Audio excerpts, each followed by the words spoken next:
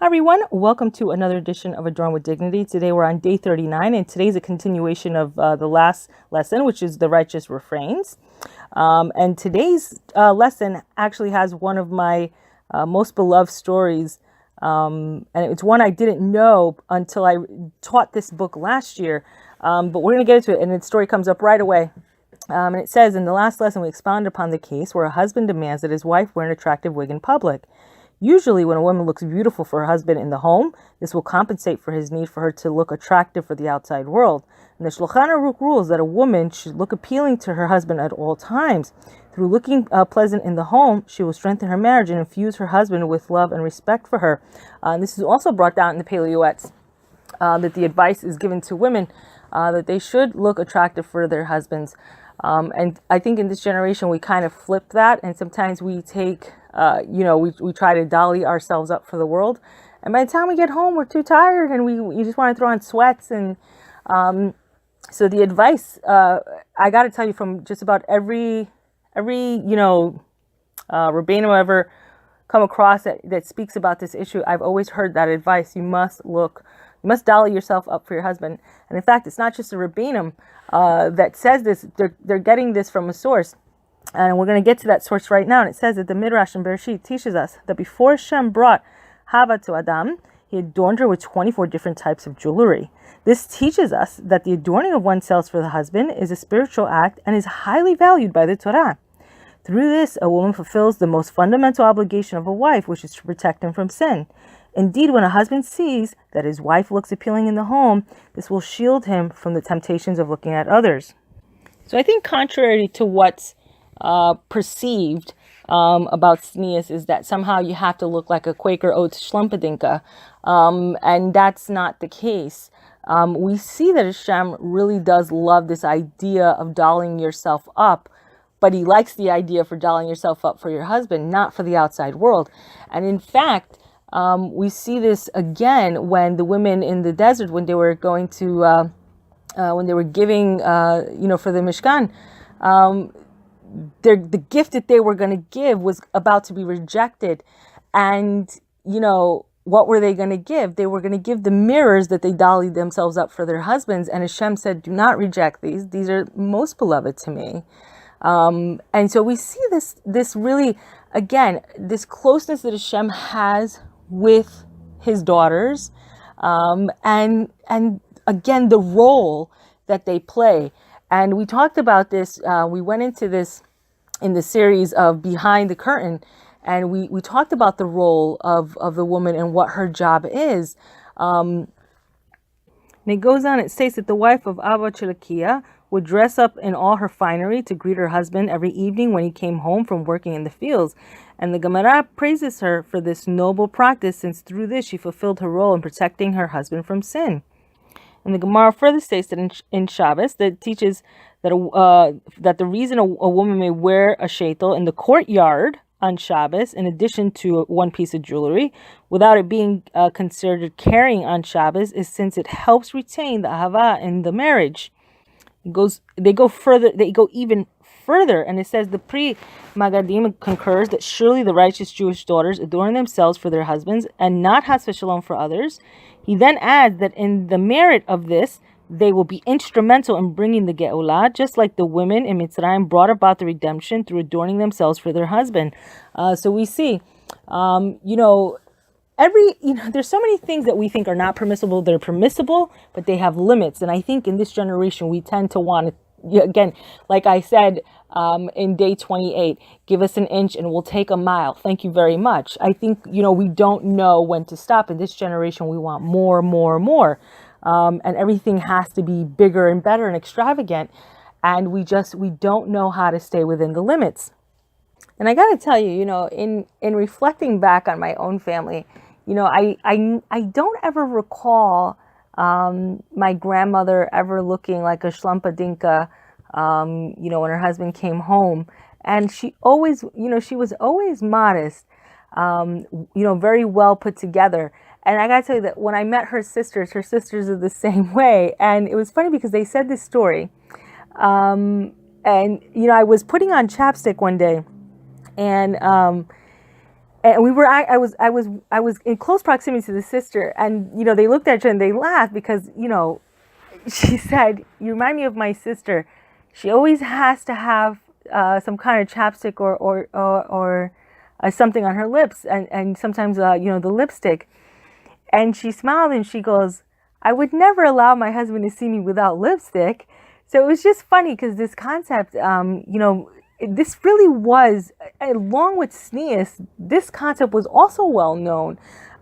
In fact, when you even look back at pictures of our grandparents and our great grandparents, they always looked very nice. They always looked very presentable, and they never looked has v'shalom like you see the people today. They go out in their pajamas and their pants are hanging down, and not only they hang down, they're tight, which I don't understand how that works. But they're just it's just crazy, the new idea we have of what we think is beautiful and in style.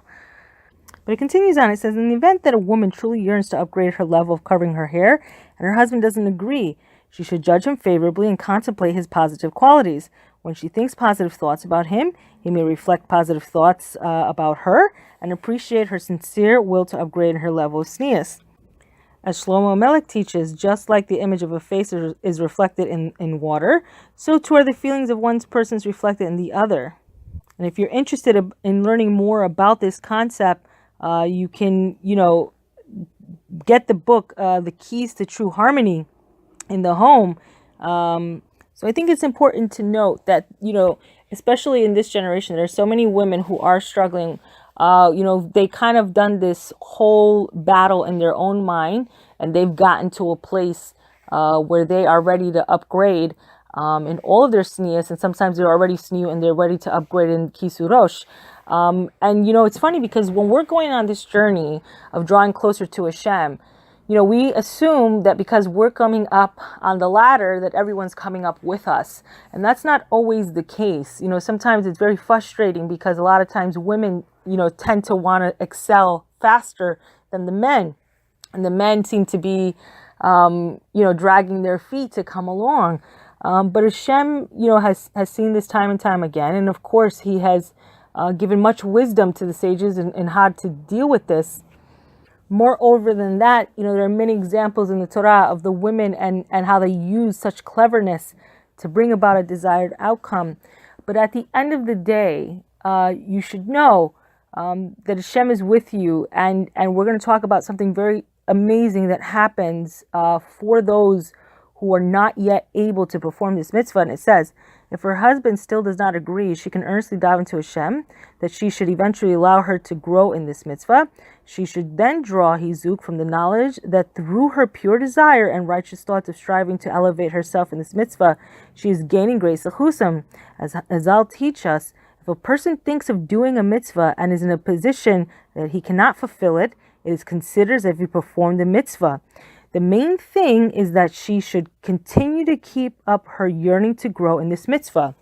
So, take that and really, really be comforted with that, knowing that for whatever reason, let's say it's not just that your husband, maybe your husband does desire for you to grow in tznuis, but perhaps maybe there's a financial reason that you can't. Just know that true desire for you to upgrade, it's as if you are doing the mitzvah, and Hashem will, B'ezrat Hashem, he will come through and he will help you. Hashem will make a way for this to happen, because as we know, wherever a person wants to go, whatever path a person wants to go, Shemaim will help him on that path. So has v'shalom, you want to go and run to do wickedness, they will help you to do that. And if you desire to grow in righteousness and walk in the straight path, they will also help you to do that. And we see this all the time where people want to learn about something, and then all of a sudden, all these shiurim or people come and firm, they're talking about the very thing that they wanted to learn about or they had a question about. And this happens time and time again. And this is not a coincidence. This is Hashem. He's heard what you've said. He's even heard those things that you've not said out loud. And he brings you on that path. So it closes out and it says, indeed, a woman will receive great schar every time she yearns to elevate her performance of any mitzvah. In the Olam Haba, such a woman will behold the great malachim that were created through her sincere intentions, and she will reap the benefits of each pure thought that she had in this world. And a woman should nevertheless remember not to go against her husband's wishes, since according to halakha, he is the head of the household, and in order to maintain the shalom in the home. But it is important to note, and they have this in big caps, important note, in this paragraph, the one we just read, we're not referring to the case where a husband demands that his wife wear an immodest head covering or garment in public or anything else that goes against halakha. In such a case, she must use her innate wisdom to gently tell him that this is not permissible and that she will therefore not comply. And she should also consult a competent Rav for advice. And I always say, if you don't have a Rav, get a Rav. There's no excuse, I think, in this day and age not to get a Rav. I live in a place where there are no really strong Rabbanim. It's a very secular society, and even still I have a Rav. And he's an hour away, but I have a Rav. But, again, we talked about, I think we've brought it up in Adorned with Dignity, but we've definitely brought it up in the Behind the Curtain series. And we said that, there's a few things that really a woman, if she's clever, that she will use what the Gemara has said about the husband who has a wife who is not tzniut. And because I think at this point, the bottom line is everyone has like a skeleton. And it's like the worst thing. I think the Gehinom is the idea that someone would find out about the skeleton. And this almost becomes as if everyone will know your skeleton, that because the Gemara says that to the Rasha goes the pulsa. So if, and that literally translates to the prostitute. So if she's going out in a way, it looks bad upon him, because it almost says something that this was his character. So that may be an incentive for him really to want to make sure that you're at least in line with tznuis.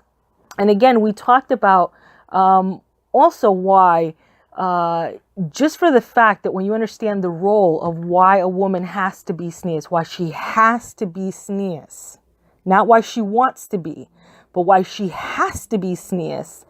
If he can understand that and she can understand that, this becomes a lot easier to walk through this journey and upgrade in it, because you realize the importance and the protection that it gives to the two of you and to all Klal Yisrael. It's a great privilege. It's a great privilege. I'm going to say it again. It's a great privilege to be tzniut. It really is. And with Hashem's help, we will all be zechus to reach that level. But that's it for today, and I hope we'll all be together again soon. B'ezrat Hashem.